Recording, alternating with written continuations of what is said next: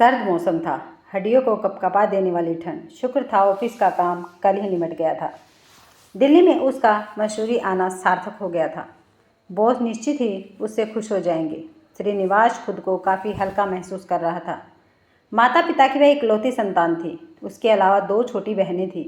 पिता नौकरी से रिटायर्ड थे। बेटा होने के नाते घर की जिम्मेदारी उसे ही निभानी थी। वह बचपन से ही महत्वाकांक्षी रहा है। मल्टीनेशनल कंपनी में उसे जो पढ़ाई खत्म करते ही मिल गई थी।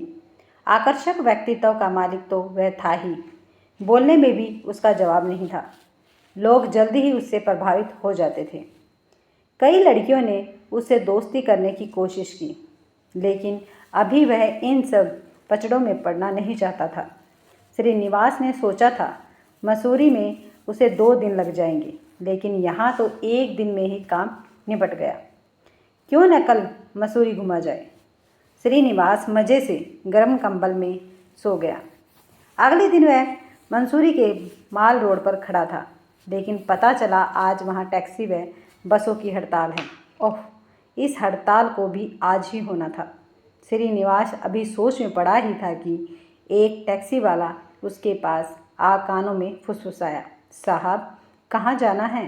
अरे भाई, मंसूरी घूमने जाना था, लेकिन इस हड़ताल को भी आज ही होना था।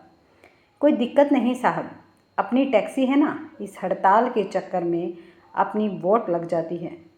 सर जी, हम आपको घुमाने ले चलते हैं, लेकिन आपको एक मैडम के साथ टैक्सी शेयर करनी होगी। वे भी मंसूरी घूमना चाहती हैं। आपको कोई दिक्कत तो नहीं? ड्राइवर बोला। कोई चारा भी तो नहीं। चलो, कहाँ है टैक्सी? ड्राइवर ने दूर खड़ी टैक्सी के पास खड़ी लड़की की ओर इशारा करते हुए कहा। श्रीनिवास ड्राइवर के साथ चल पड़ा। हेलो, मैं श्रीनिवास दिल्ली से। हेलो, मैं मनामी लखनऊ से। मैडम, आज मंसूरी में हम 2 अनजानों को टैक्सी शेयर करना है। आप कंफर्टेबल तो रहेंगी ना?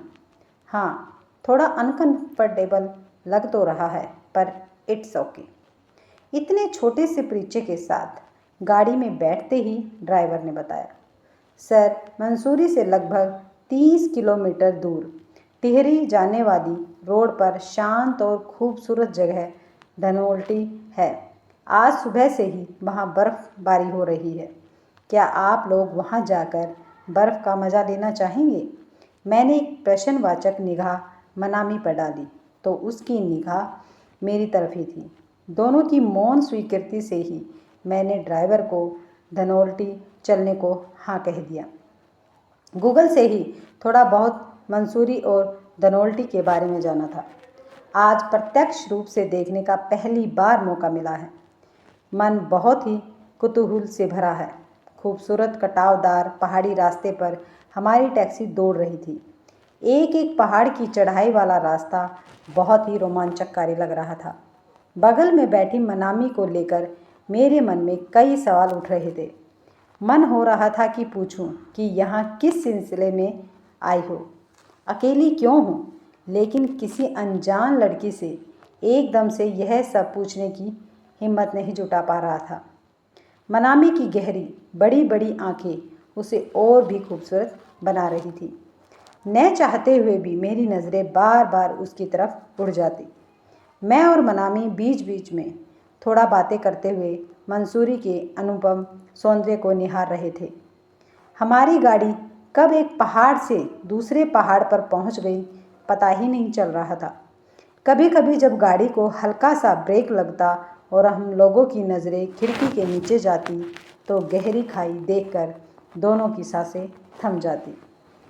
लगता कि जरा सी चूक हुई तो बस काम तमाम हो जाएगा। जिंदगी में आदमी भले कितनी भी ऊंचाई पर क्यों न हो, पर नीचे देखकर गिरने का तो डर रहता ही है।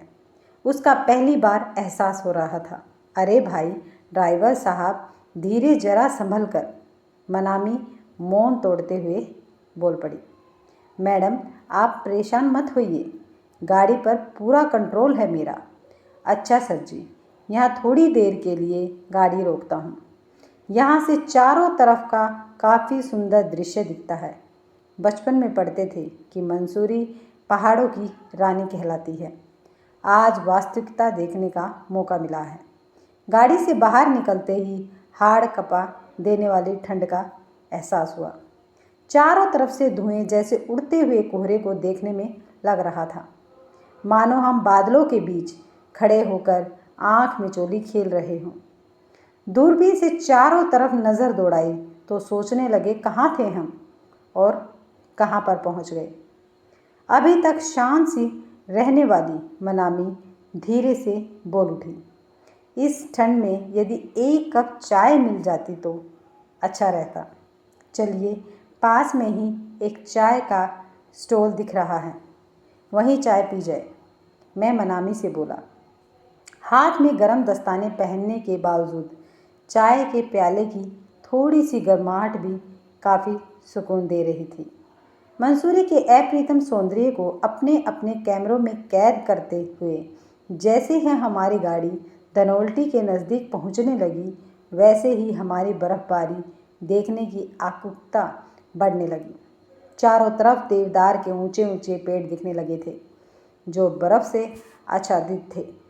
पहाड़ों पर ऐसा लगता था जैसे किसी ने सफ़ेद चादर ओढ़ा दी हो। पहाड़ एकदम सफ़ेद लग रहे थे।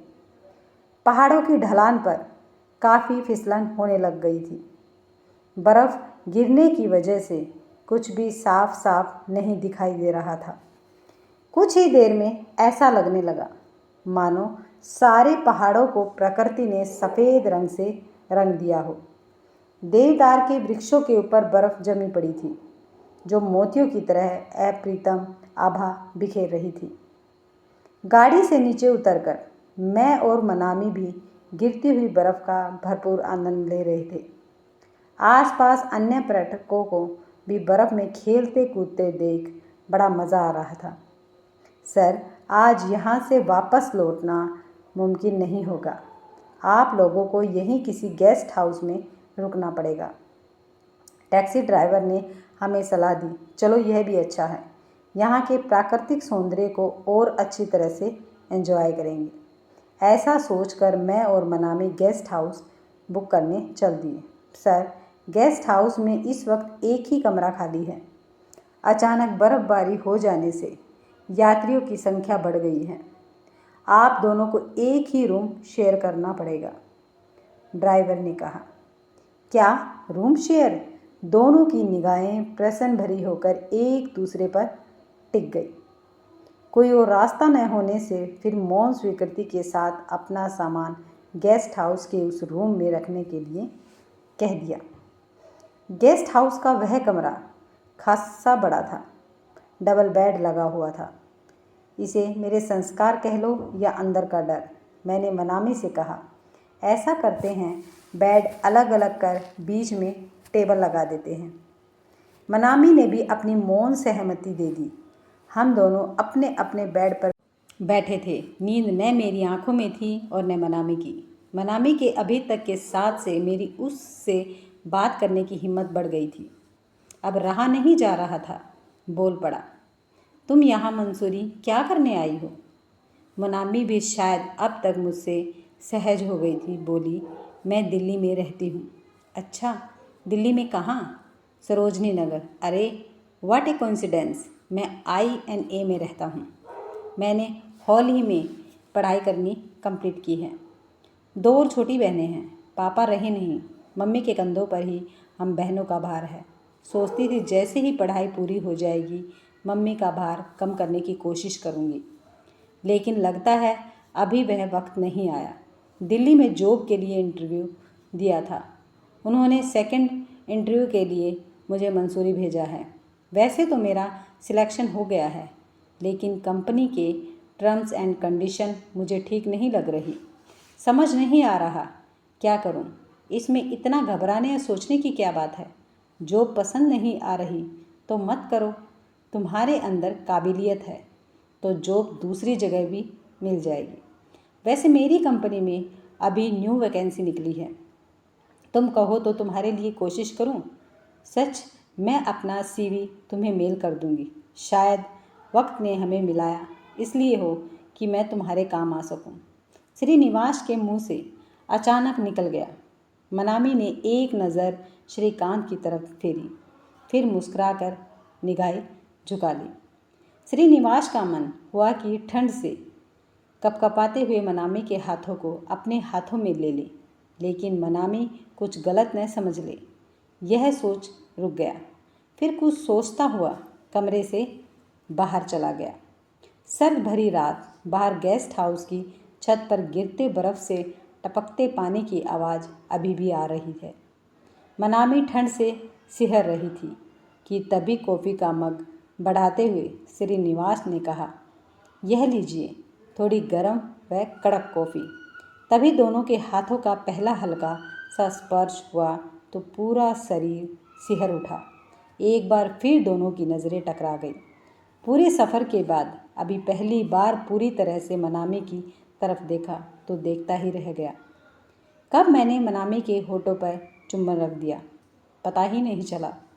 फिर मौन स्वीकृति से थोड़ी देर में ही दोनों एक दूसरे की आगोश में समा गए। सांसों की गर्माहट से बाहर की ठंड से राहत महसूस होने लगी। इस बीच मैं और मनामी एक दूसरे को पूरी तरह कब समर्पित हो गए पता ही नहीं चला। शरीर की कपकपाहट अब कम हो चुकी थी। दोनों के शरीर थक चुके थे, पर गर्माहट बरकरार थी। रात कब गुजर गई पता ही नहीं चला। सुबह सुबह जब बाहर पेड़ों पत्तों पर जमी बर्फ छन छन कर गिरने लगी तो ऐसा लगा मानो पूरे जंगल में किसी ने तराना छेड़ दिया हो। इसी तराने की हल्की आवाज़ से दोनों जागे तो मन में एक अतिरिक्त आनंद और शरीर में नई ऊर्जा आ चुकी थी। मन में न कोई अपार बोध, न कुछ जानने की चाह, बस एक मौन के साथ फिर मैं और मनामी साथ साथ चल दिए।